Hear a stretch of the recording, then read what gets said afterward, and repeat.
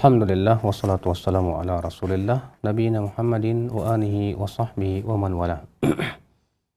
Asyhadu an la ilaha illallah wahdahu la syarikalah wa asyhadu anna Muhammadan abduhu wa rasuluh. Qala Allah Ta'ala fi kitabihil karim, ya ayyuhalladzina amanu taqullaha haqqa tuqatih wa la tamutunna illa wa antum muslimun, amma ba'd. Ya ikhwah azakumullah, di hari Rabu pagi ini yang biasanya kita mengkaji fikih akhlak dan muamalah, namun karena pelajaran tentang akhlak di radio atau di TV ini sudah dibahas oleh beberapa ustaz, maka kajian hadis yang di hari Jumat siang dipindah ke Rabu pagi ini, namun dengan tema yaitu mengkaji hadis-hadis Sahih Al-Bukhari, dan setelahnya kalau memang sudah selesai Sahih Muslim dan seterusnya. Karena betapa pentingnya kita mempelajari hadis hadis Nabi SAW dan memahaminya. Terlebih Nabi SAW sangat menganjurkan sekali kita untuk mengkaji hadis-hadis Nabi SAW. Di mana Rasulullah SAW mendoakan orang yang mengkaji hadis Nabi. Beliau bersabda, "Nadharallahu mra'a sami'a maqalati fawa'aha wa hafidhaha wa addaha." Semoga Allah memberikan cahaya kepada wajah orang yang mendengarkan sabdaku, lalu ia memahaminya, lalu ia menghafalnya, dan kemudian ia pun menyampaikannya kepada orang lain. Karena memahami hadis sangat penting sekali dalam kehidupan kita. Terlebih ya, kita sangat penting untuk memahami Al-Qur'anul Karim. Dan kita tidak mungkin memahami Al-Quran tanpa hadis. Sebab orang yang paling memahami Al-Quran siapa? Rasulullah Sallallahu Alaihi Wasallam. Rasulullah sudah menjelaskan kepada umatnya, ya, baik dengan ucapan, baik dengan perbuatan, ya. Demikian pula di dalam kehidupan beliau. Makanya Aisyah radhiyallahu anha berkata, "Kana khuluquhul Quran." Adalah akhlak Rasulullah Al-Quranul Karim. Subhanallah. Perbuatan Rasulullah semuanya adalah sedang menafsirkan Al-Quran. Berarti orang yang sangat faham tentang hadis, tentu ia orang yang paling faham tentang Al-Quran. Karena di dalam Al-Quran, ya akhi, tidak disebutkan ayat-ayat hukum secara terperinci. Ayat-ayat hukum dalam Al-Quran disebutkan secara global. Perinciannya di mana? Tentu perinciannya adanya di dalam hadis Nabi Shallallahu Alaihi Wasallam. Sebagaimana kita dapatkan misalnya di dalam Al-Quran, Allah Ta'ala berfirman, wa aqimus sholah, dirikan sholat. Apakah di dalam Al-Quran kita mendapatkan perincian tentang tata cara sholat? Ya, jawabnya tidak. Iya. Apakah di dalam Al-Quran kita mendapatkan dalam tata cara sholat dimulai dari takbiratul ihram, diakhiri dengan salam?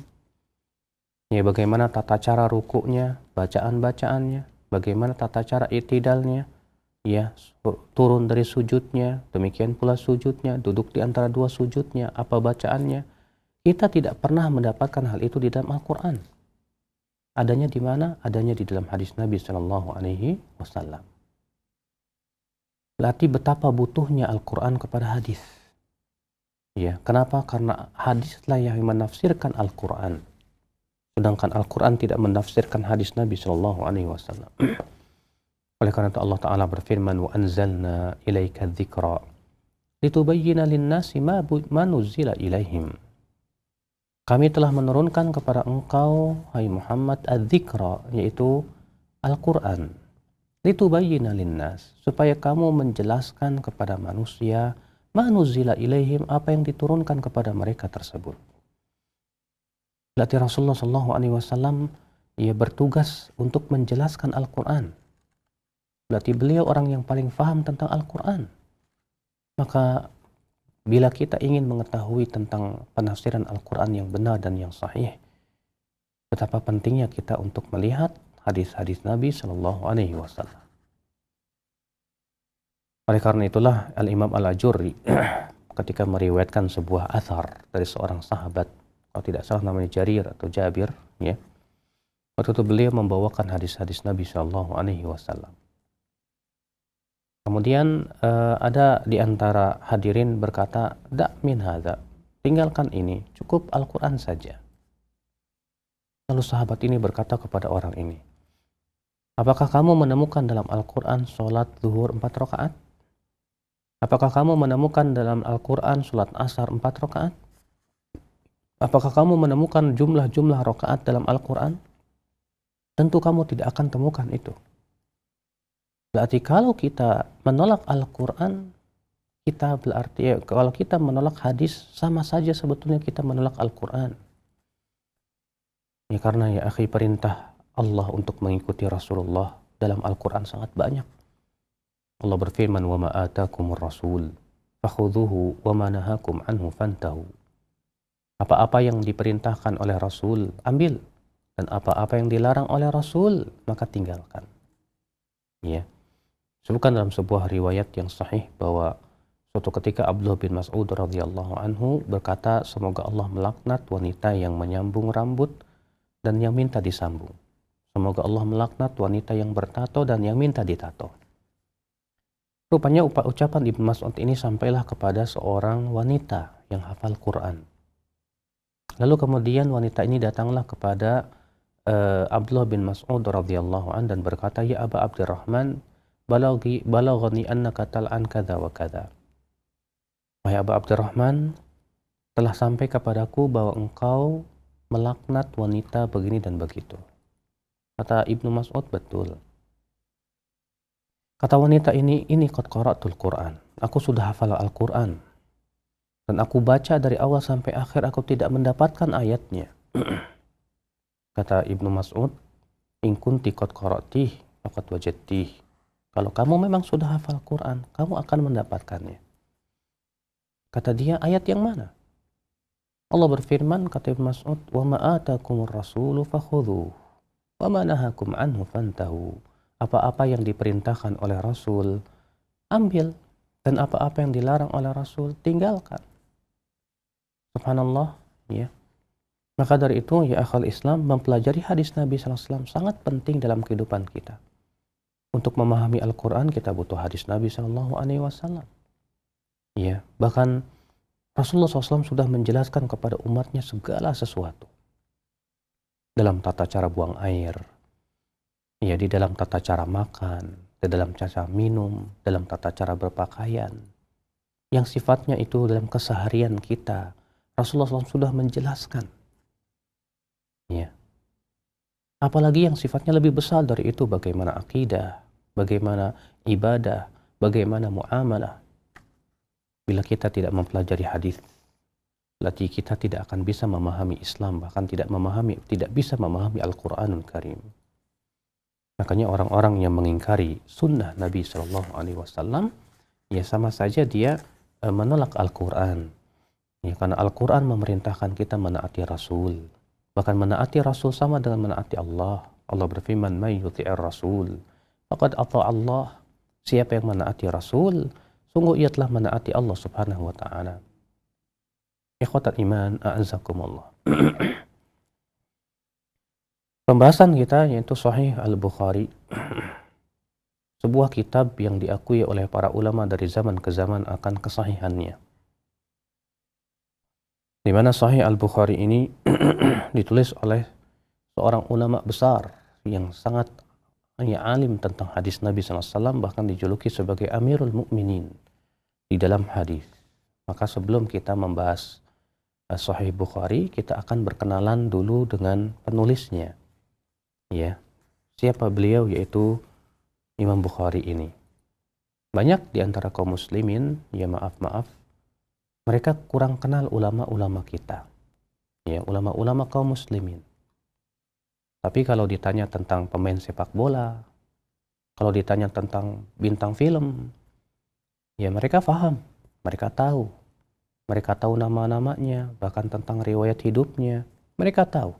Tapi kalau ditanya tentang siapa ulama fulan, dia tidak tahu. Padahal ulama ini begitu masyhur. Kitabnya pun juga sangat terkenal. Ya. Al-Imam Al-Bukhari bernama Muhammad bin Ismail bin Ibrahim bin Al-Mughirah bin Bardizbah Al-Ju'fi. Ya, namanya Muhammad bin Ismail bin Ibrahim bin Mughirah bin Bardizbah. Lengkap sekali ya. Disebut namanya, nama ayahnya, nama kakeknya, nama buyutnya. Kenapa para ulama begitu sangat memperhatikan pencatatan nama para perawi hadis begitu sangat lengkapnya? Ini sangat penting sekali ya. Kenapa? Karena nama-nama perawi hadis itu ribuan. Dan terkadang nama anak dan nama bapaknya sama.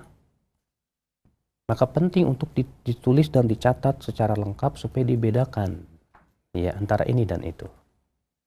Ini subhanallah ya akhal Islam azakumullah, sebagai janji Allah subhanahu wa ta'ala ya, bahwa Allah akan mengangkat setiap orang yang berilmu. Allah berfirman, yarfa'illahu alladhina amanu minkum walladhina utul ilma darajat. Ya, Allah mengangkat derajat orang-orang yang beriman di antara kamu dan mengangkat derajat orang yang berilmu di atas orang yang beriman beberapa derajat. Mengangkat derajat, mengangkatnya juga diharumkan namanya, kata para ulama. Ya, makanya para ahli ilmu yang betul-betul menghabiskan waktu mereka untuk ilmu dengan ikhlas, mereka membimbing umat, ya, mereka mempelajari ilmu, diharumkan oleh Allah nama mereka. Walaupun orangnya sudah terkubur di dalam kuburan, tapi nama mereka selalu disebut dengan harum. Ya. Dan itu subhanallah ya akhal Islam azakumullah, sebagai janji Allah kepada orang-orang yang betul-betul memperhatikan ilmu Allah, membela agama Allah subhanahu wa ta'ala ini. Beliau ya bernama Muhammad bin Ismail bin Ibrahim bin Mughirah bin Bardizbah al-Ju'fi. Ya, al-Ju'fi itu adalah nisbat kepada ya Ju'fi, di mana ia adalah merupakan nisbat kepada sebuah kabilah. Kemudian ya akhwal Islam azakumullah, kunyah beliau Abu Abdillah. Ya, Abu Abdillah itu adalah kunyah. Apa itu kunyah? Kunyah itu adalah nisbat kepada ayah atau ibu atau kepada anak. Ya, Ummu Abdillah misalnya, Abu Abdillah, Ibnu Abdillah. Ini kunyah. Dan kunyah sangat dianjurkan sekali ya di dalam memberikan nama kepada seseorang. Dahulu Rasulullah SAW dan para sahabatnya semuanya mempunyai kunyah. Rasulullah SAW kunyahnya Abul Qasim. Abu Bakar radhiyallahu anhu itu kunyah namanya Abdullah bin Atiq. Ya. Umar bin Khattab kunyahnya Abu Hafs. Ali bin Abi Thalib kunyahnya Abul Hasan. Dan para sahabat semuanya mempunyai kunyah. Para ulama, para tabi'in, para tabi'ut tabi'in rata-rata memiliki kunyah. Dan Rasulullah SAW bahkan memberikan kunyah kepada seorang anak kecil. Waktu itu Rasulullah SAW melihat seorang anak kecil yang sedang bersedih karena burung kesayangannya itu mati. Apa kata Rasulullah kepada anak kecil ini? Ya Aba Umair, madza fa'alan Nughair? Hai Aba Umair, apa yang dilakukan oleh burung Nughair? Ya. Rasulullah di sini memberikan kunyah kepada anak kecil. Berarti kunyah itu tidak disyaratkan harus punya anak. Ya, bahkan belum menikah pun gak masalah. Yang jelas kunyah itu disyariatkan atau disunnahkan. Ya. Ikhwatul iman azakumullah. Kata Al-Hafidh Ibnu Hajar, wulida yaumal jumu'ah ba'da shalah li thalath asyrata laylah khalat min Syawal. Beliau dilahirkan pada hari Jumat setelah sholat Jumat. Ya. Tepatnya yaitu 13 hari ya setelah lewatnya bulan Syawal, artinya setelah berlalu sudah tersisa 13 hari ya khalat min Syawal, ya telah masuk dari bulan Syawal dan kemudian 13 hari. Itu mungkin maksudnya itu tanggal 13. Pada tahun 194 Hijriah. Ya, sanad arba wa tis'ina wa mi'ah bi Bukhara, di sebuah tempat namanya Bukhara. Subhanallah, Bukhara ini dahulu di zaman sekarang ini tadinya kan masuk dalam wilayah kekuasaan Uni Soviet kalau nggak salah ya. Yang kemudian kalau tidak salah Bukhara sudah melepaskan diri. Di Bukhara Di sana itu subhanallah tadinya tempat para ulama, di antaranya Al-Imam Bukhari sendiri dari Bukhara. Ya. Berkata Al-Mustanir bin Atiq, akhraja li dzalika Muhammad bin Ismail bi khatti abih. Ya, demikian yang ditulis oleh disebutkan oleh Muhammad bin Ismail sendiri Imam Bukhari dengan tulisan ayahnya. Ya, bahwa beliau dilahirkan pada tahun 194 Hijriah. Ikhwatul Islam azakumullah. Beliau Muhammad bin Ismail bin Ibrahim bin Bughairah bin Bardizbah. Bardizbah ini bahasa Faris, bahasa Persia. Artinya petani. Ya. Di mana Bardizbah ini tadinya dia adalah orang Faris, orang Persia asli, yang kemudian ya anaknya yang bernama Mughirah ini masuk Islam di tangan seorang yang bernama Al-Mughirah. Di tangan seorang yang bernama Al-Yaman Al-Ju'fi. Di mana ya kemudian Imam Bukhari ini dinisbatkan kepada Al-Ju'fi, artinya wala Islam. Ya, kenapa? Karena kakeknya yang bernama Mughirah ini masuk Islam di tangan seorang yang bernama Al-Yaman Al-Ju'fi. Makanya dikatakan Al-Ju'fi maulahu. Maula Al-Ju'fi. Ya, beliau bukan keturunan Al-Ju'fi, tapi beliau maulanya Al-Ju'fi. Kenapa? Karena kakeknya dahulu diislamkan oleh seorang yang bernama Al-Yaman Al-Ju'fi. Ya. Ini disebut dengan walaul Islam. Sementara ayahnya yaitu Ismail bin Ibrahim, ia juga seorang perawi hadis. Ia meriwayatkan dari Hammad bin Zaid dan Malik. Bahkan Al-Imam Al-Bukhari sendiri ia menyebutkan tentang biografi ayahnya sendiri. Ya, di mana Imam Al-Bukhari dalam kitab At-Tarikhul Kabir berkata, Ismail bin Ibrahim bin Al-Mughirah sami'a Malik wa Hammad bin Zaid wa Safaha ibn Al-Mubarak. Ya. Ismail bin Ibrahim bin Al-Mughirah mendengar dari Malik dan Hammad bin Zaid dan Musafahah dengan Ibn Mubarak. Ayahnya Ismail, ia meninggal dunia dalam keadaan anaknya yang bernama Muhammad ini masih kecil, berada di dalam asuhan ibunya, sehingga akhirnya ketika kecil Imam Bukhari ia dalam keadaan yatim. Kemudian ia pun berhaji bersama ibunya dan saudaranya yang bernama Ahmad, di mana Ahmad ini lebih tua darinya. Yang kemudian Imam Bukhari pun tinggal di kota Mekah beberapa waktu untuk mencari ilmu. Sementara saudaranya yang bernama Ahmad bin Ismail pulang ke Bukhara dan meninggal di sana.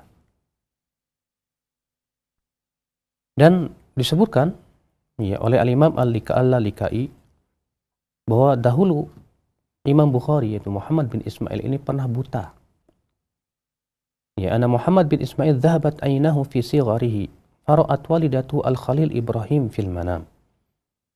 Ya, bahwa Muhammad bin Ismail yaitu Al-Imam Bukhari waktu kecilnya itu ya buta. Dan suatu malam ibunya melihat Nabi Ibrahim alaihissalatu wassalam, yaitu maksudnya bermimpi. Lalu Nabi Ibrahim dalam mimpinya itu berkata kepada ibunya Imam Bukhari, "Ya hadhi, qad raddallahu ala ibnika basarahu bi kathrati du'aiki." Wahai wanita, Allah telah menyembuhkan ya kebutaan anakmu itu dengan banyaknya doamu. Qala fa asbah wa qad raddallahu alaihi basarah. Ternyata benar di waktu pagi Imam Bukhari sudah bisa melihat kembali. Ya subhanallah. Ya, ini merupakan karomah yang Allah berikan kepada ibunda Imam Bukhari.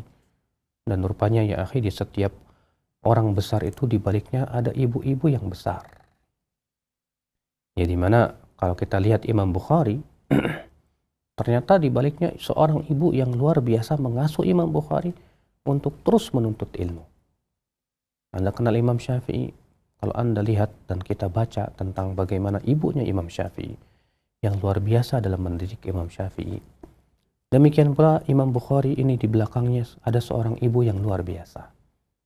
Itulah ya akhi ya, ketika seorang ibu itu menjadi ibu-ibu yang luar biasa, yang berjiwa besar, yang menginginkan kebaikan kepada anaknya, yang ia ikhlas mendidik anaknya, mendoakannya, ya, maka insya Allah anak-anak itu menjadi anak-anak yang luar biasa. Ya. Ikhwatul iman azakumullah. Al-Imam Al-Bukhari semenjak kecil sudah subhanallah diberikan oleh Allah Subhanahu wa taala semangat menghafal hadis. Di mana Al-Firabri berkata, aku mendengar Muhammad bin Abi Hatim, ya penulis Sahih Imam Bukhari berkata, Sami'tul Bukhari, aku mendengar Al-Imam Al-Bukhari berkata, ulhimtu hifdzal hadis wa ana fil kutab.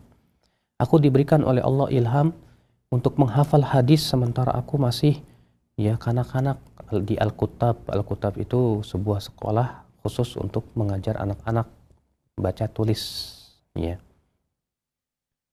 Lalu kemudian Warraq atau Muhammad bin Abi Hatim bertanya kepada Imam Bukhari, berapa waktu itu umurmu? Kata Imam Bukhari, waktu itu umurku 10 tahun atau ya kurang, kata beliau. Kemudian kata Imam Bukhari, "Tsumma kharajtu minal kutab faja'altu akhtalifu ila ad-dakhili wa ghairihi." Faqala yawman fi ma kana yaqra'u lin-nas Sufyan an Abi Zubair an Ibrahim. Kemudian ya setelah aku lulus dari Al-Kutab, aku pun kemudian duduk di majelis-majelis hadis, di antaranya kepada guruku yang bernama Ad-Dakhili. Suatu hari guruku yang bernama Ad-Dakhili ini, ia berkata membawakan sebuah sanad hadis. Ia berkata Sufyan dari Abu Zubair dari Ibrahim. Rupanya si kecil Imam Bukhari ini, ya tahu bahwa gurunya salah. Maka Imam Bukhari berkata kepada gurunya, ya Abu Zubair, ya lam yarwi an Ibrahim. Wahai guruku, Abu Zubair tidak pernah meriwayatkan dari Ibrahim. Pantaharani, rupanya guruku membentakku. Ya. Lalu aku berkata kepada guruku, irji ilal asal. Kalau engkau mau, silakan lihat buku aslinya. Ya, ingkana indak, kalau engkau punya. Rupanya gurunya ini mendengar perkataan si kecil Imam Bukhari ini, segera masuk, lalu dilihatnya. Ternyata benar dia yang salah. Ya. Lalu ia berkata kepada Imam Bukhari, hai anak, ya gulam, yang benar apa? Ya. Kata Imam Bukhari, yang benar Zubair, bukan Abu Zubair. Di mana Zubair ini bernama Ibnu Adi dari Ibrahim. Maka gurunya yang bernama Ad-Dakhili segera mengambil pulpen, lalu dibetulkan dan berkata, sodaqta, kamu benar anak. Ya. Ketika ditanya kepada Imam Bukhari, waktu engkau menegur gurumu itu berapa umurmu? Ya, kata Imam Bukhari, umurku 11 tahun. Subhanallah, umur 11 tahun, ya hafalan hadisnya luar biasa. Sampai-sampai Imam Bukhari ya menegur kesalahan gurunya dalam membawakan sanad hadis Nabi SAW. Subhanallah ya akhul Islam. Ya. Imam Bukhari kembali berkata, falamma ta'antu fi 16 sana, ketika aku telah sampai umur 16 tahun, hafidhtu kutuba Ibn al-Mubarak wa Waqi' wa araftu kalama haula ya'ni ashab ar-ra'yi. Di umur 16 tahun saya hafal kitab-kitab Ibn al-Mubarak dan Waqi' Ibn al-Jarrah. Dan aku pun juga menguasai ya fikihnya ashabur ra'yi, itu fikihnya Abu Hanifah. Subhanallah ya. Di umur 16 tahun beliau sudah menghafal kitab-kitabnya Abdullah bin Mubarak. Kitab-kitabnya Waqi' Ibn al-Jarrah.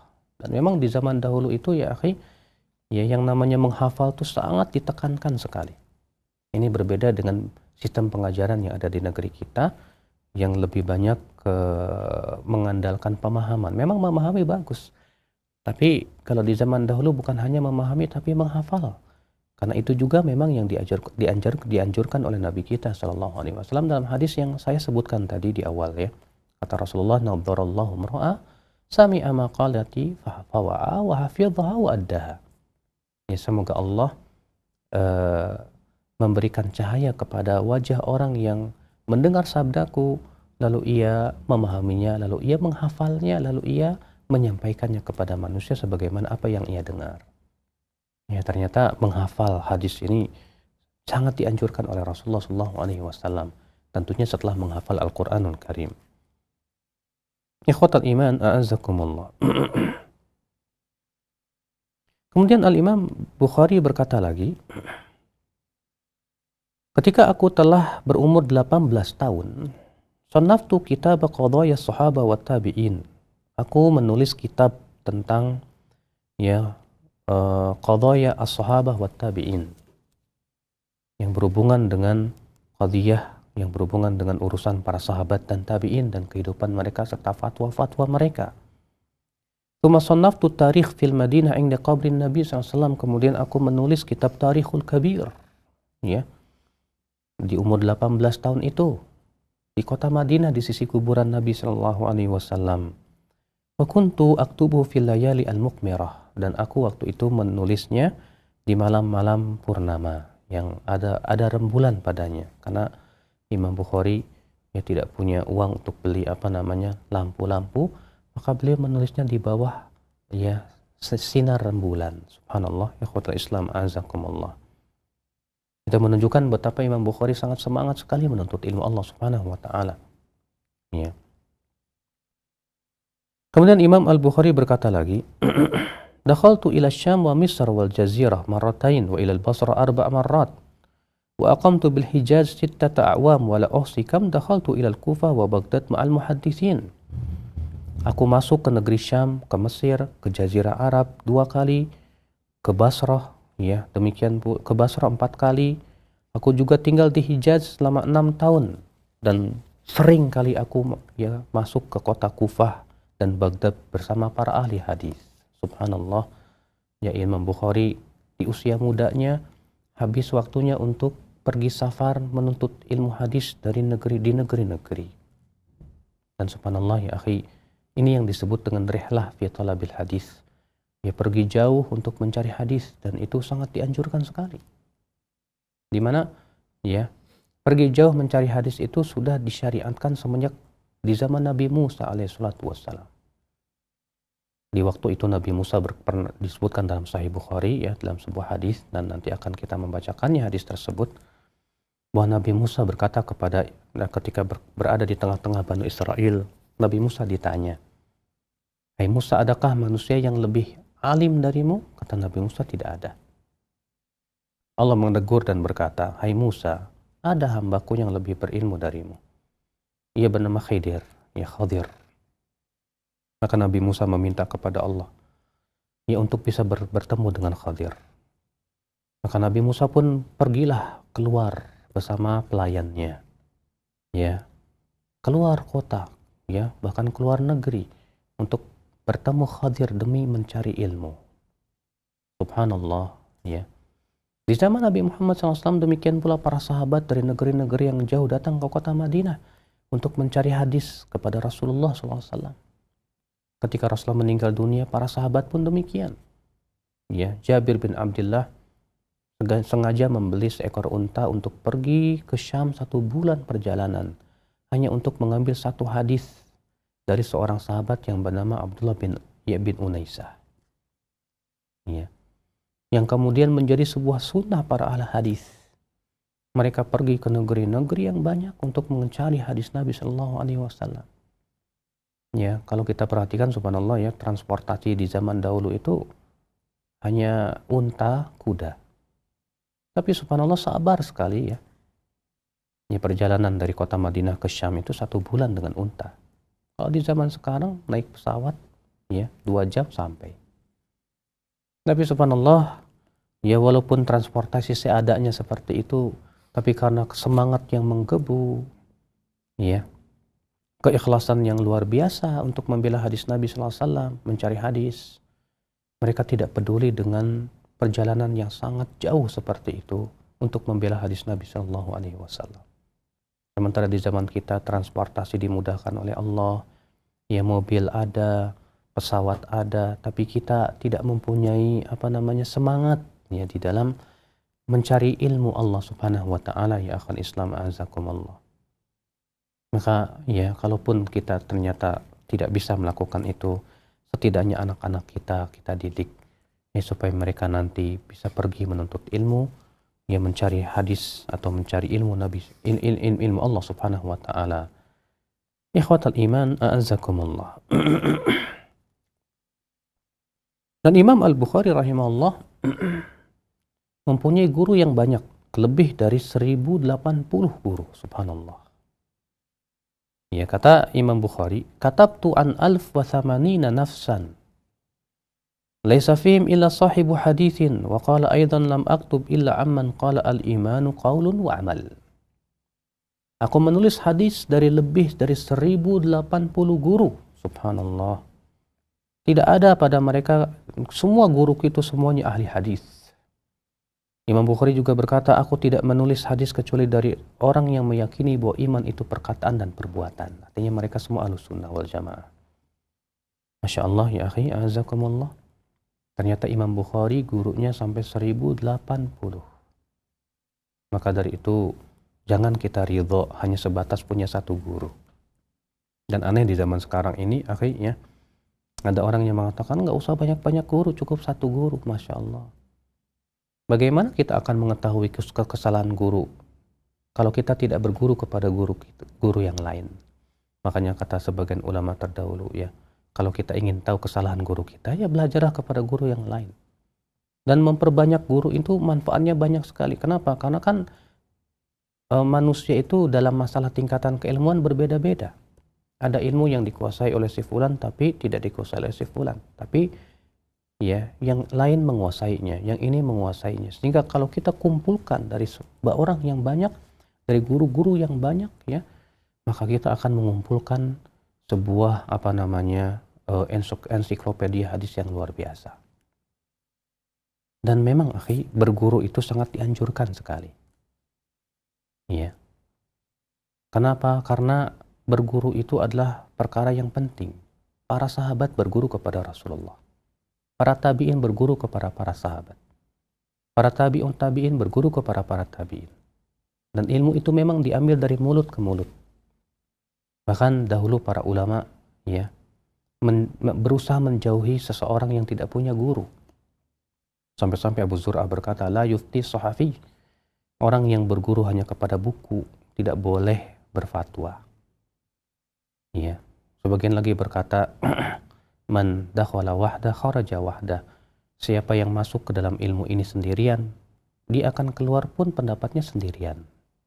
Artinya kalau dia belajar sendiri, otodidak, biasanya juga pendapatnya juga ya aneh sendiri begitu. Makanya ya sangat tidak dianjurkan kita untuk menuntut ilmu otodidak. Perbanyak guru, perbanyak guru. Ikhwatal iman a'azakumullah. Dan di dalam berguru juga ternyata tidak sembarangan, akhi. Jangan sembarangan. Yang penting kita duduk mengambil ilmu kepada siapa saja tidak bisa. Imam Bukhari saja berkata, ya, aku menulis dari 1080 guru. Semuanya ahli hadis. Semuanya ahli di dalam bidangnya. Berarti kita jangan menuntut ilmu dari orang yang bukan ahlinya. Maka dari itulah Imam An-Nawawi berkata, wala yanbaghi li talibil ilmi an yatluba illa mimman kamulat ahliyatuh. Tidak layak penuntut ilmu kecuali dari orang yang telah ahli, ya, telah ahli. Kalau kita ingin belajar hadis, ya kita belajar kepada ahli di bidang hadis. Kalau kita ingin belajar fikih, kita belajar kepada ahli di bidang fikih. Kalau kita ingin belajar tauhid, kita belajar kepada orang yang ahli di bidang tauhid. Karena di zaman sekarang ini sangat jarang sekali orang yang menguasai semua bidang ilmu. Ya.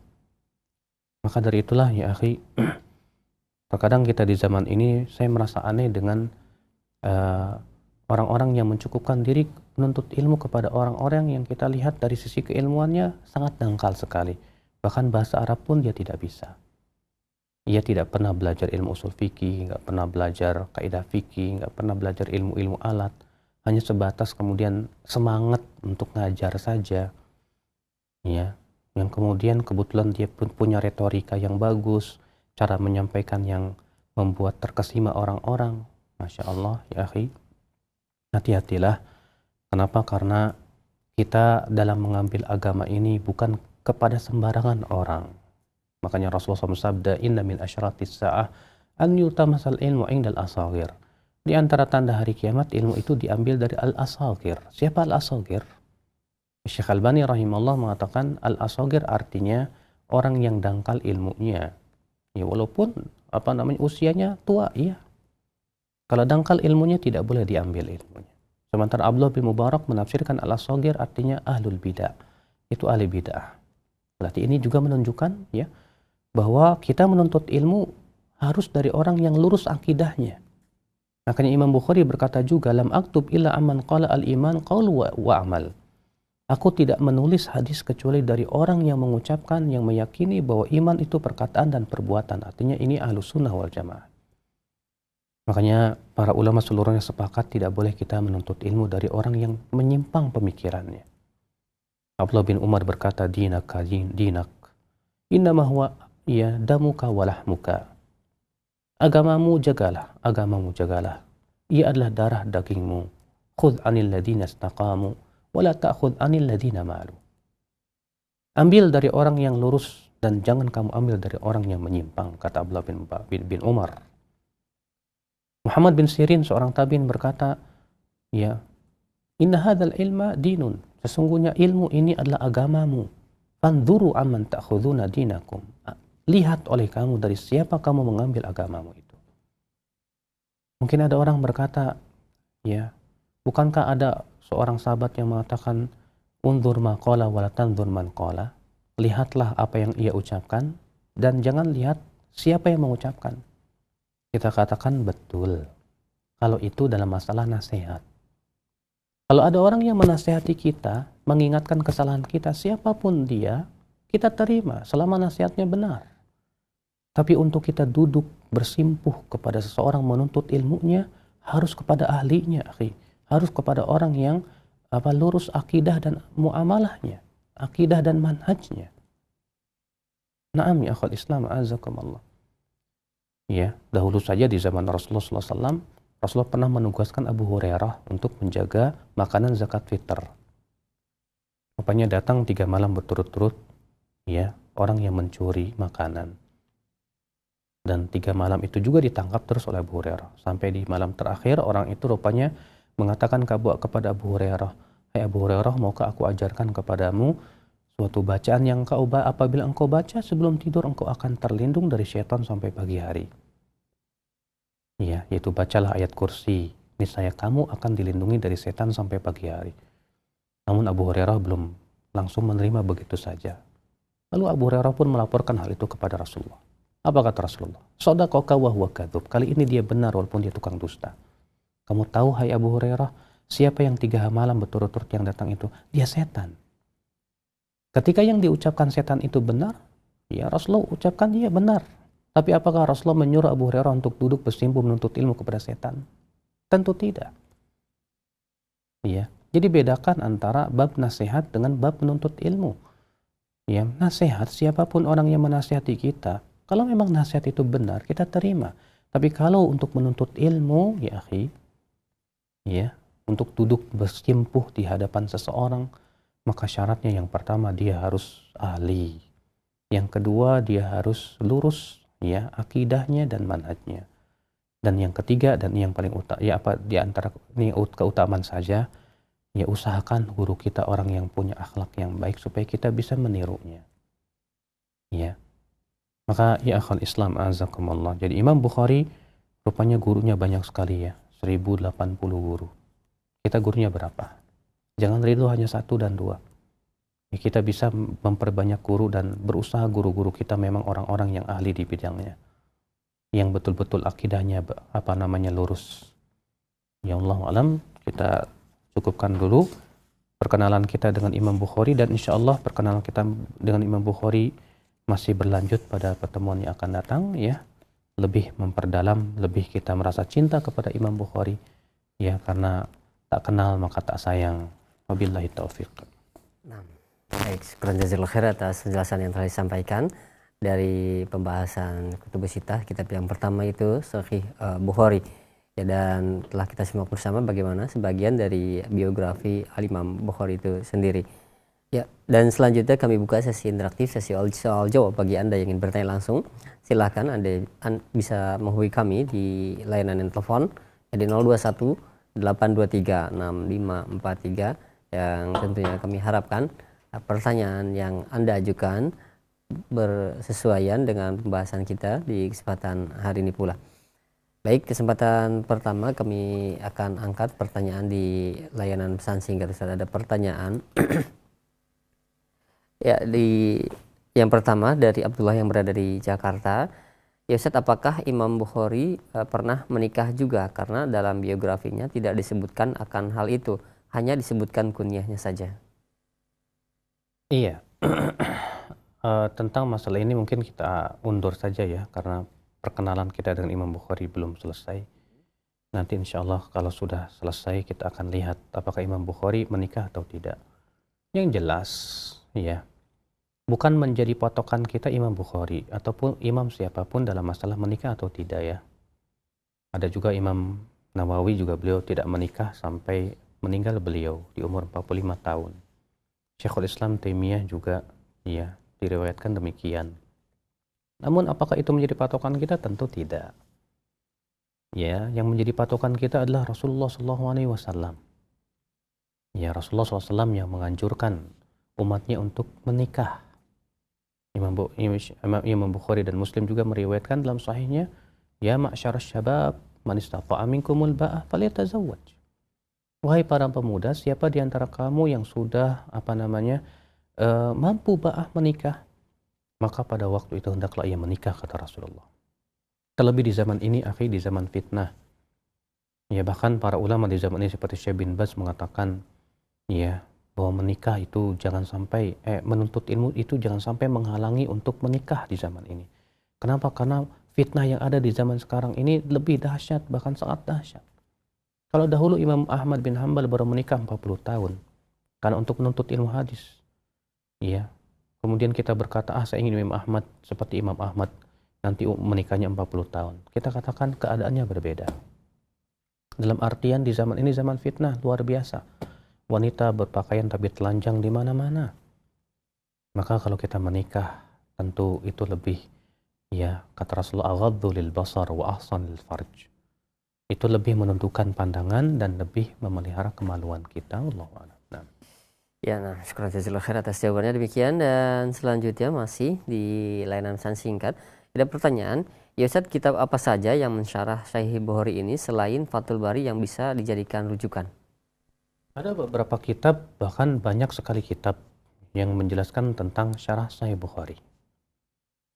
Ya, kitab yang pertama yaitu yang sangat masyhur, yaitu Fathul Bari Syarah Sahih Al-Bukhari. Ditulis Al-Hafidh Ibnu Hajar Al-Asqalani rahimahullah. Yang disebutkan Imam As-Suyuti, ya, ketika beliau diminta oleh salah seorang muridnya, "Hai Imam Suyuti, kenapa engkau tidak menulis syarah Sahih Bukhari?" Apa kata beliau? La hijrata ba'dal fath. Maksudnya sudah cukup ada Fathul Bari, ngapain lagi? Ya. Dan ternyata sebelum Imam Ibnu Hajar pun ada ulama yang mensyarah Sahih Bukhari dengan nama yang sama mirip, namanya Fathul Bari juga. Syarah Sahih Bukhari yaitu bernama Al-Hafidh Ibnu Rajab Al-Hambali. Di mana Al-Hafidh Ibnu Rajab Al-Hambali juga menulis kitab Sahih Bukhari, syarah Sahih Bukhari dengan nama yang sama mirip. Dan beliau hidup, ya, 100 tahun sebelum atau 200 tahun sebelum Imam Ibnu Hajar. Beliau bernama Al-Hafidh Ibnu Rajab Al-Hambali. Demikian pula kitab lain yang mensyarah yaitu Hadjus Sari. Ya. Ditulis oleh Al-Hafidh Al-Aini. Demikian pula Al-Imam Ibnul Mulaqqin mempunyai syarah yang sangat tebal sekali tentang Sahih Bukhari, dan perlu diperhatikan. Al-Imam Al-Hafidh Ibnu Hajar Al-Asqalani ini sering kali menukil dari kitabnya Ibnul Mulaqqin ini. Saya lupa nama syarahnya, dan itu sudah dicetak, ya, lebih daripada 25 jilid.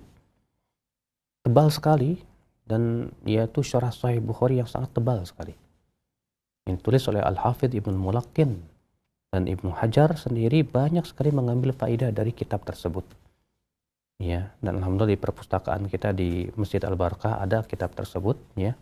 Bagi antum para penuntut ilmu yang ingin, silakan, ya, melihatnya di sana. Nah. Ya, baik. Syukur jazakallahu khair atas jawabannya. Demikian, dan selanjutnya masih kami akan angkat yang ketiga di layanan pesan singkat. Ada beberapa pertanyaan senada, di antaranya dari Zainal di Papua dan penanya yang lainnya. Ya Ustaz, apakah hadis-hadis yang diriwayatkan selain dari kitab Sahih Bukhari oleh Imam Bukhari sendiri dapat dikatakan sahih juga? Dan jika iya, mengapa beliau tidak menempatkan dalam Sahih Bukhari juga? Ya akhi, a'azakumullah. Imam Bukhari ya sendiri nanti sebetulnya kita akan bahas ketika membahas tentang Sahih Bukhari. Kita akan memperkenalkan apa sih Sahih Bukhari dan bagaimana manhaj Imam Bukhari dalam menulis kitabnya. Iya. Di mana Imam Bukhari mengatakan tidak semua hadis sahih aku masukkan dalam bukuku ini.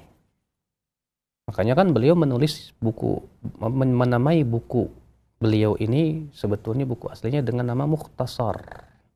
Ya, ringkasan. Ya, hadis-hadis Nabi SAW nanti kita akan sebutkan nama asli dari Sahih Bukhari itu apa pada waktunya insya Allah.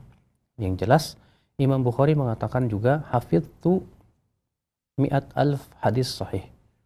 Aku hafal 100.000 hadis sahih dan 200.000 hadis yang tidak sahih. Sementara dalam Sahih Bukhari hanya sekitar 4.000 atau 5.000 hadis. Ya. Sementara beliau mengatakan aku hafal 100.000 hadis sahih. Berarti tidak semua hadis sahih dimasukkan oleh Imam Bukhari dalam sahihnya. Mungkin ada yang bertanya, kenapa Imam Bukhari nggak memasukkan semua hadis? Pertama, kalau dimasukkan semua hadis sahih menjadi kitab yang sangat besar sekali. Sementara tujuan Imam Bukhari menulis kitab adalah sebagai ringkasan. Yang kedua, ya, Imam Bukhari dalam menulis kitab sahihnya tersebut mempunyai syarat-syarat. Yang nanti kita akan sebutkan syarat-syarat Bukhari apa saja sih. Ya, yang dalam Sahih, walaupun memang Imam Bukhari tidak mengatakan syarat saya begini, ya, tapi dipelajari oleh para ulama ternyata syaratnya begini, yang sangat ketat sekali. Dimana kalau ternyata hadis itu sahih tapi tidak sesuai dengan syaratnya yang beliau ingin masukkan dalam kitab sahihnya, tidak dimasukkan oleh Imam Bukhari. Makanya sangat aneh ketika ada orang berkata hadis ini tidak sahih. Loh, kenapa mas? Karena nggak ada dalam Sahih Bukhari. Ajib. Ya. Kita katakan sebatas tidak ada dalam Sahih Bukhari tidak menunjukkan hadis tersebut tidak sahih. Ya, kenapa? Karena yang terluput dari Sahih Bukhari lebih banyak lagi. Hadis sahih yang tidak ada dalam Sahih Bukhari jauh lebih banyak, ya, yang tidak ditulis Imam Bukhari dalam Sahih Bukhari. Wallahu a'lam. Ya, baik. Terima kasih banyak atas jawabannya. Demikian untuk penanya yang berada di layanan pesan singkat. Baik, yang selanjutnya kami akan berikan kesempatan di layanan telepon 0218236543 bagi Anda yang ingin bertanya langsung. Ya, silakan. Nah. Halo. Assalamualaikum. Waalaikumsalam warahmatullahi wabarakatuh. Dengan siapa di mana, Pak? Di Kalimantan Timur, Balikpapan. Nama saya Baharudin. Pak Baharudin di Balikpapan, ya. Silakan, Pak. Ya. Saya menindaklanjuti kemarin mengenai masalah selawat yang pakai sidina. Iya, kenapa, Pak?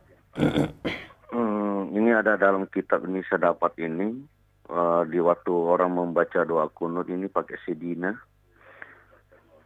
Allahumma shalli ala sayyidina Muhammadin wa ala alihi wa sahbihi wa sallim. Pertanyaannya apa, Pak? Ya. Ya, pertanyaannya ini pertanyaannya saya ini karena kemarin Pak Ustadz juga menjelaskan bahwa di dalam selawat itu tidak memakai sedina, tapi di sini dalam kitabnya soal jawab Hasan dari Hasan, ya. Ya, Hasan. Tapi di sini ada dijelaskan bahwa pakai sedina. Cuma saya belum baca semua kitabnya ini, apa ada nanti bantahannya atau gimana? Cuma saya baru sampai situ. Nah, terus yang saya tanyakan Pak Ustadz, nah selama kita ini kan beribadat kepada Allah SWT kan sudah diperintahkan oleh Allah SWT dan Rasulnya bahwa kalau beribadat kepada Allah SWT itu jangan dikurangi dan jangan ditambahin. Iya, betul. Apa yang diperintahkan ya seperti itu, ya seperti itu. Iya, pertanyaannya Pak? Nah, yang pertanyaan saya, mengapa di kalangan masyarakat kita ini pada umumnya menetapkan satu ketentuan hukum bukan dari datanya dari Allah dan Rasulnya mengenai masalah doa kunut. Iya. Yang salah kira-kira siapa? Apa masyarakat kita ini atau ulama kita yang menyampaikan mereka? Bagaimana hukumnya itu Pak Ustadz? Baik. Cukup Pak ya. Dua pertanyaan Pak ya. Terima kasih banyak Pak Baharudin. Nah, terus ada ini satu lagi. Cukup Pak, 2 pertanyaan aja Pak ya. Nanti berikan kesempatan untuk penanya yang lainnya. Baik, Oh, Pak. baik. Terima kasih banyak. Iya, baik. Assalamualaikum warahmatullahi wabarakatuh. Assalamualaikum Assalamualaikum warahmatullahi warahmatullahi wabarakatuh. Masalah mengucapkan sayyidina untuk Rasulullah Shallallahu Alaihi Wasallam, pendapat yang saya pegang adalah tidak mutlak boleh, tidak mutlak tidak boleh. Dalam lafaz salawat yang Rasul ajarkan, maka kita tidak tambahi sayyidina. Kenapa? Karena mencukupkan dengan apa yang diajarkan, apa disampaikan oleh Rasulullah SAW. Karena itu yang ternyata juga disampaikan oleh para sahabat, para tabi'in, para tabi'ut tabi'in, bahkan yang dicatat oleh para ulama hadis. Mereka tidak berani menambahi di situ sayyidina. Karena mereka khawatir masuk dalam sabda Nabi SAW, man yakul malam akul. Ya, siapa yang mengucapkan kata-kata yang tidak pernah aku ucapkan, maka hendaklah ia mempersiapkan tempat duduknya dalam api neraka. Namun, ya, ketika kita sedang berkhutbah atau kita berbicara kepada orang dan kita menyebutkan nama Rasulullah, kita ucapkan Sayyiduna, ya, Sayyiduna Muhammad SAW, saya lebih memilih pendapat boleh. Kenapa demikian? Ya, karena kata Sayyiduna atau kata Sayyid itu pernah Rasulullah ucapkan juga. Seperti Rasulullah bersabda, waktu itu ada seorang sahabat, ya, yang ditandu di atas tanduknya, kalau nggak salah Sa'ad bin Mu'ad, ya. Lalu ketika dibawa kepada kaumnya, Rasulullah bersabda, "Qumu ila sayyidikum." Berdirilah untuk menurunkan sayyid kalian itu. Walaupun memang disebutkan dalam riwayat lain Rasulullah SAW tidak suka, ya, disebut dengan sayyiduna. Karena waktu itu Rasulullah SAW datang kepada suatu kaum dan mereka berkata, "Anta sayyiduna wa ibnu sayyidina." Engkau sayyid kami dan anak dari sayyid kami.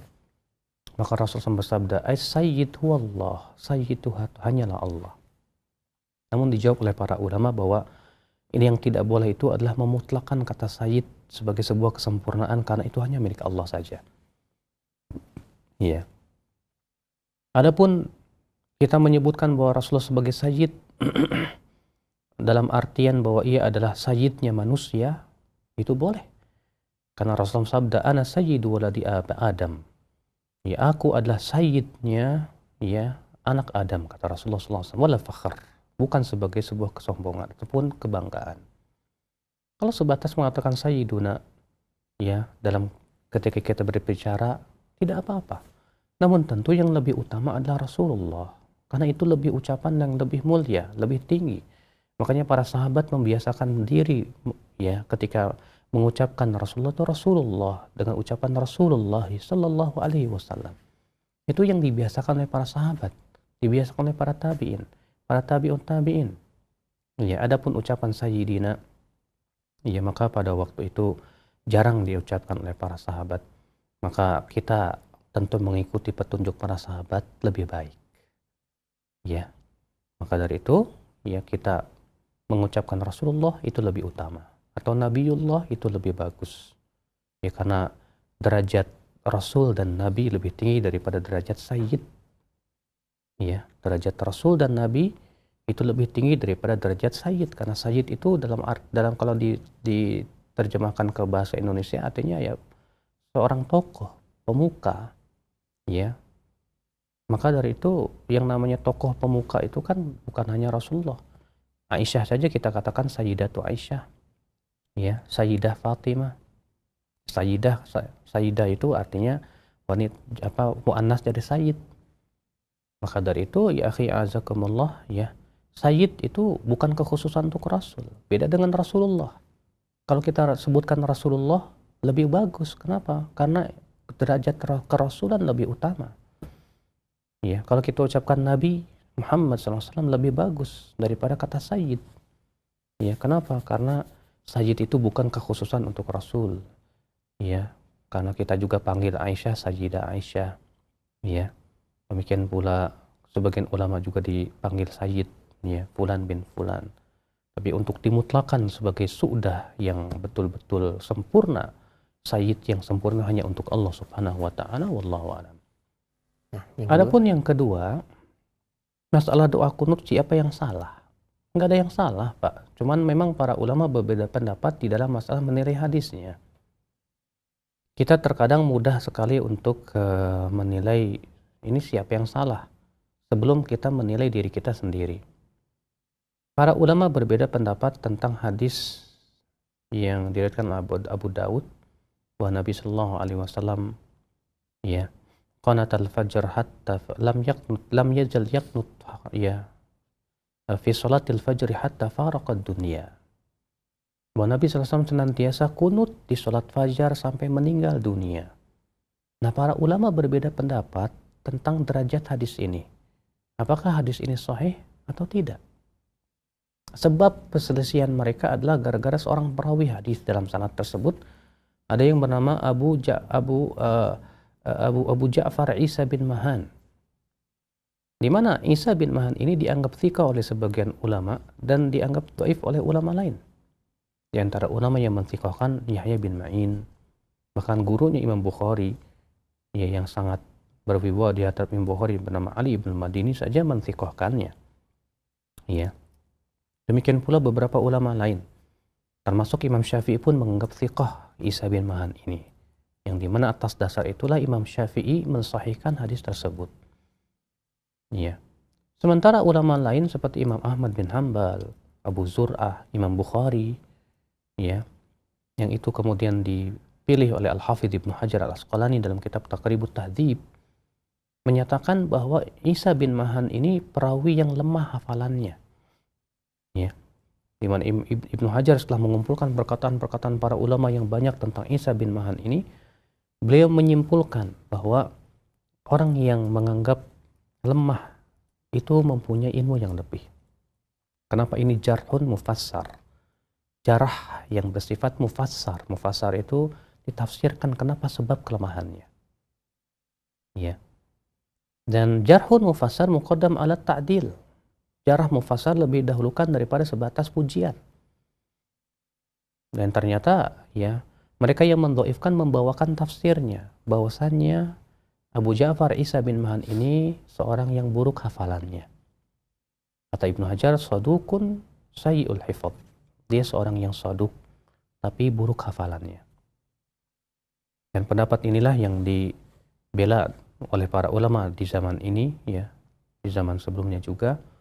Karena memang ulama yang mendhaifkannya ya telah menjelaskan sebabnya. Maka dari itulah pendapat yang mendhaifkan lebih dahulukan daripada pendapat ulama yang menganggap thiqah. Ya. Nah, kenapa kok mereka para ulama itu menthiqahkan? Ya, ulama itu kan menganggap thiqah seseorang itu sesuai dengan apa yang mereka pelajari dari hadis-hadis ya para perawi. Ya. Ada yang sampai kepada mereka ternyata setelah dipelajari hadis-hadisnya kok bagus, menthiqahkan. Ya, tapi ada juga ulama yang mempunyai pengetahuan lebih, ternyata setelah mereka pelajari, mereka punya menemukan beberapa hadis atau hadis-hadis ataupun periwayatan-periwayatan yang menunjukkan akan kelemahan hafalan daripada orang ini. Maka kalau Bapak berkata siapa yang salah, kita katakan kita tidak menyalahkan para ulama. Mereka sudah berijtihad, dan yang sudah berijtihad itu yang benar dapat 2 pahala, yang salah dapat 1 pahala. Kewajiban kita adalah berusaha semaksimal mungkin untuk mempelajari, ya, kemudian kita lihat mana yang paling kuat dan mana yang paling rajih, itu yang kita amalkan. Ya. Maka Imam Syafi'i karena beliau menganggap bahwasannya Isa bin Mahan ini thiqah, maka beliau mensahihkan hadis ini dan mengatakan bahwa kunut subuh itu dianjurkan karena Rasulullah SAW berdasarkan hadis ini, kata Imam Syafi'i, ya, senantiasa kunut subuh sampai meninggal dunia.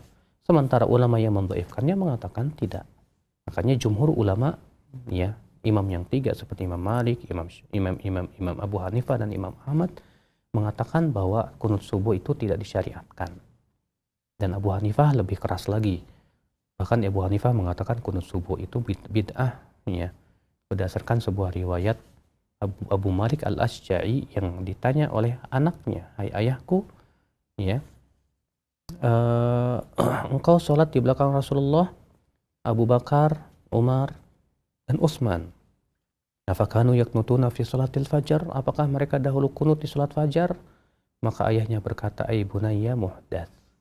Hai anakku, itu semua diada-adakan. Yang jelas ini ya, perselisihan para ulama.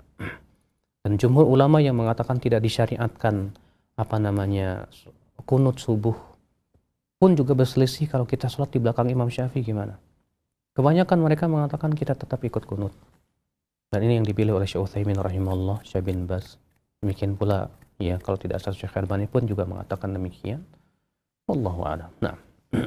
Ya, baik, terima kasih banyak atas jawabannya. Demikian untuk Bapak Bahrudin yang berada di Balikpapan. Selanjutnya masih kami terima di layanan telepon, silakan di 0218236543. Nah, halo. Assalamualaikum warahmatullahi wabarakatuh. Waalaikumsalam warahmatullahi wabarakatuh. Dengan siapa di mana? Pak Rashid, Pak. Oh iya, silakan Pak Rashid. Assalamualaikum warahmatullahi wabarakatuh, Pak Ustadz. Assalamualaikum warahmatullahi. Terkait derajat hadis ini, Pak Ustadz.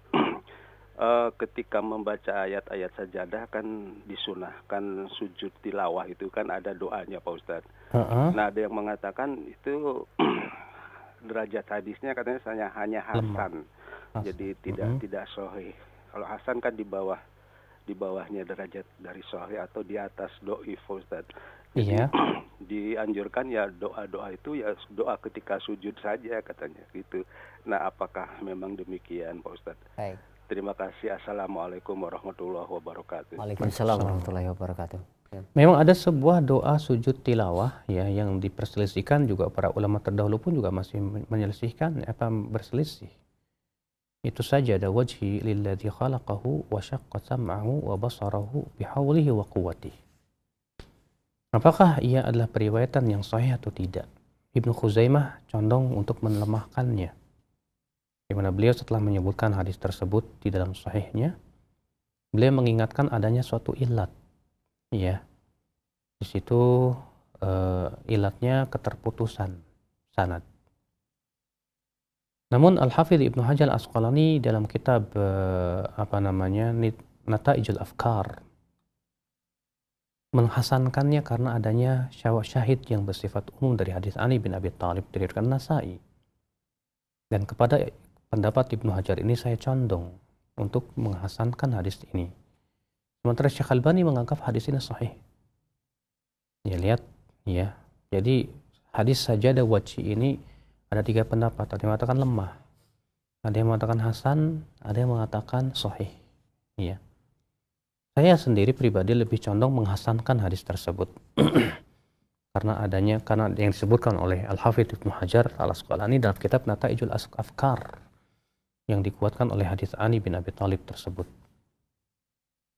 Dan kalau berkata, tapi kan hasan bukan sahih, kita katakan hasan itu bagian dari sahih.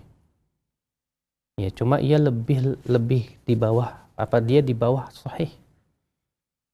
Dan yang pertama kali membagi hadis itu menjadi hasan sahih itu sahih hasan dhaif itu Imam At-Tirmidzi.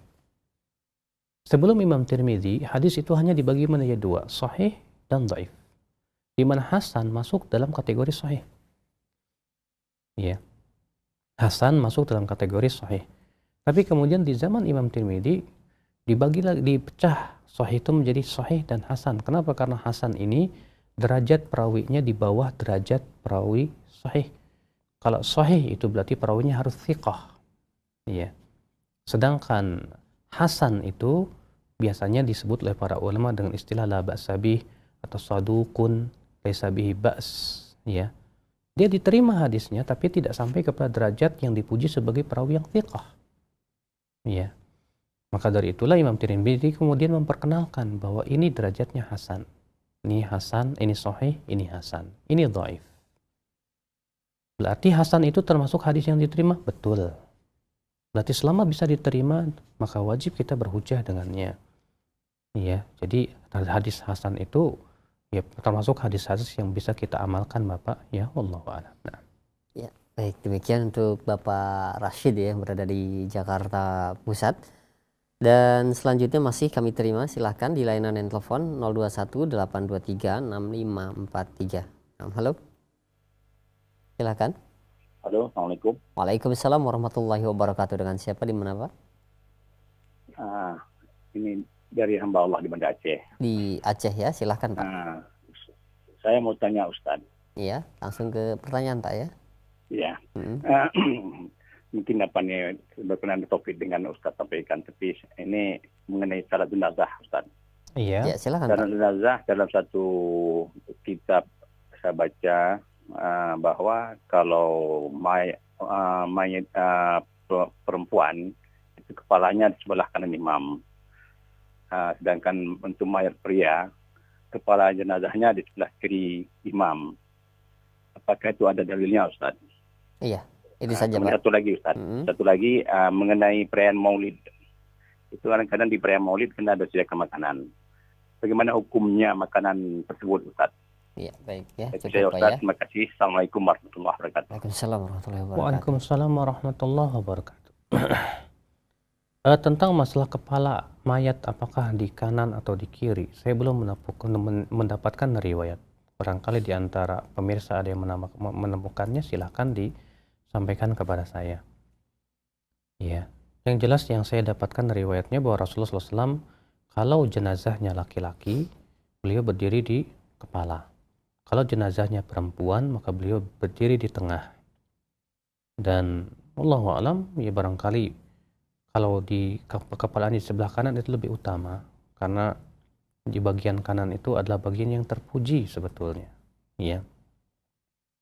Maka itu yang bisa saya jawab Pak, wallahu a'lam.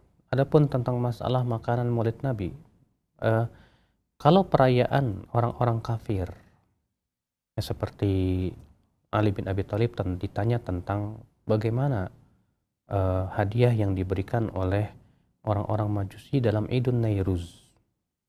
Kata Ali bin Abi Thalib, kalau itu bukan sembelihan boleh. Kalau itu ya Majusi saja, yang itu namanya perayaan agama mereka. Selama itu bukan sembelihan mereka, karena kan sembelihannya orang Majusi itu tidak halal. Ya, sementara sembelihan seorang Muslim itu halal. Ya, kata Ali bin Abi Thalib, kalau itu bukan sembelihan, silahkan terima saja. Ya, kalau misalnya ada yang bertanya gimana kalau saya menerima angpau, selama itu bukan sembelihan yang itu disebut dengan nama selain Allah, silahkan terima saja. Ya, seperti yang dikatakan oleh Ali bin Abi Thalib juga terhadap Idul Nairuz mereka.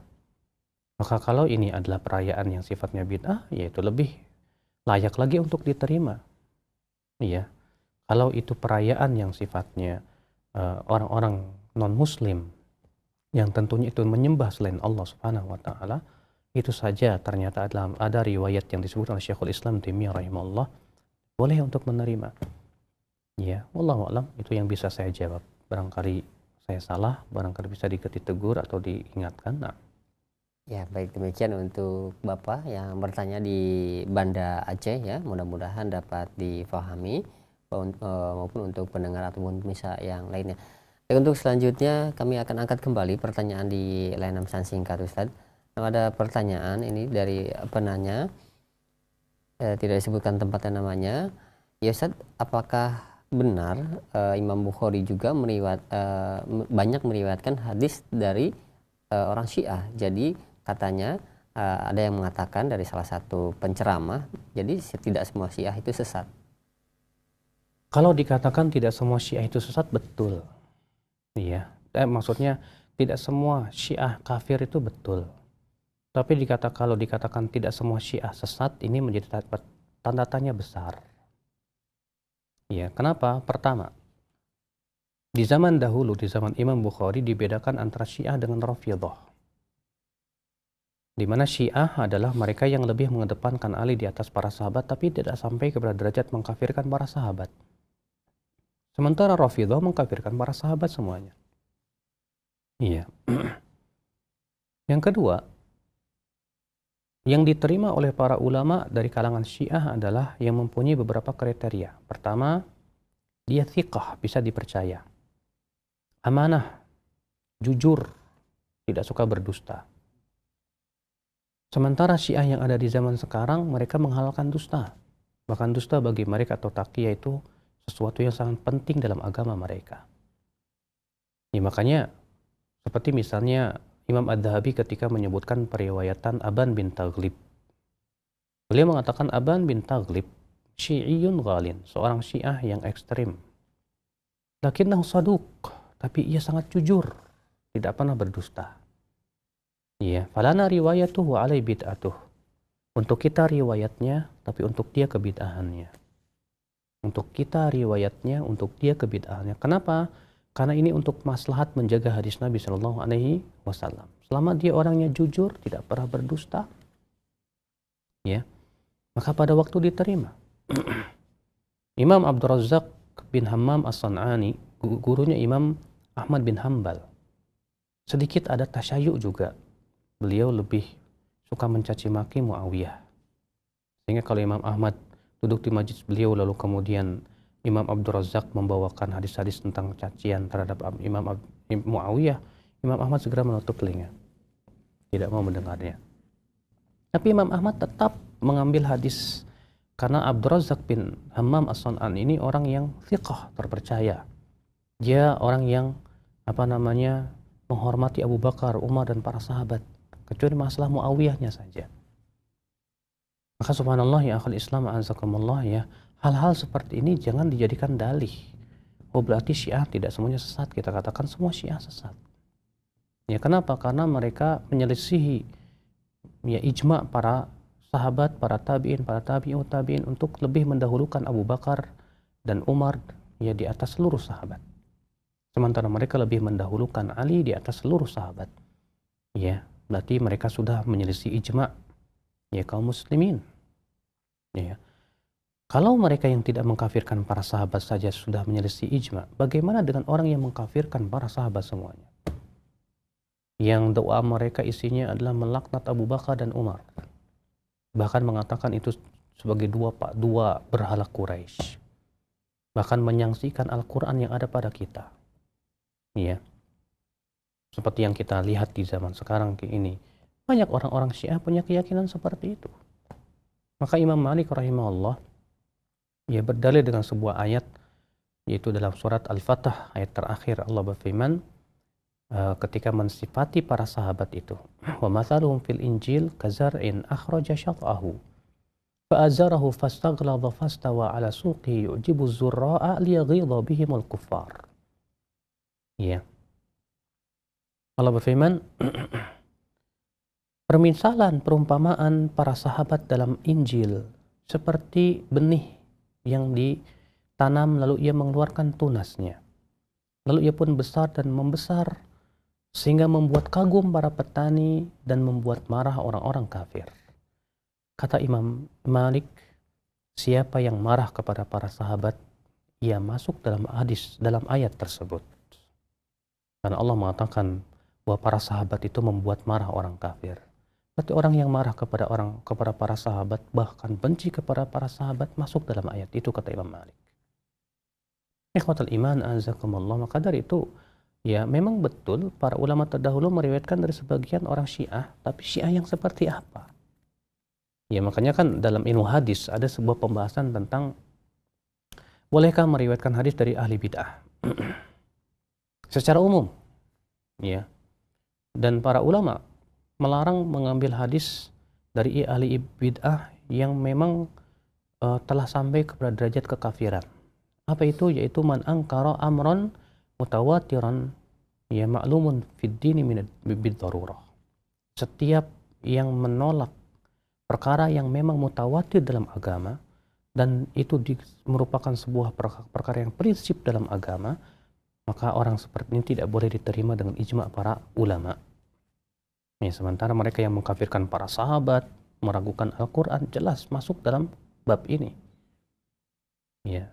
Sementara yang tidak sifatnya demikian dari kalangan ahli bid'ah, selama mereka tidak mengingkari perkara yang mutawatir dan perkara yang merupakan prinsip-prinsip Islam, maka belum dikafirkan. Nah, yang seperti ini kata para ulama seperti Ibnu Hajar sendiri menyebutkan ya, selama dia seorang yang thiqah, dia jujur, dia tidak menghalalkan dusta, ya, dalam periwayatannya masih bisa diterima. Ya, Imam Bukhari mengeluarkan juga periwayatan seorang khawarij yang bernama Imran bin Hattan, bahkan ia termasuk pentolannya, bahkan pemuka-pemukanya. Kenapa? Karena Imran bin Hattan walaupun ahli bid'ah khawarij ini, tapi ia sangat jujur sekali. Makanya para ulama itu melihat kejujurannya dan kethiqahan dia. Ya. dalam rangka semuanya itu membela hadis Nabi Shallallahu Alaihi Wasallam. Jadi disinilah ya kita harus mempelajari lebih lanjut apa sih yang dimaksud oleh para ulama terdahulu. Jangan sembarangan kita menukil kemudian mengelabui orang awam yang tidak paham. Mudah-mudahan apa yang saya sampaikan bermanfaat di pagi hari ini. Yang benar semuanya dari Allah, yang salah itu adalah dari diri saya sendiri ya. Mohon maaf bila ada kata yang tak berkenan di hati. Subhanakallah bihamdika asyhadu an la ilaha illa anta astaghfiruka wa atubu ilaik. Wa sallallahu ala nabiyyina Muhammadin wa alihi wa sahbihi wasallam.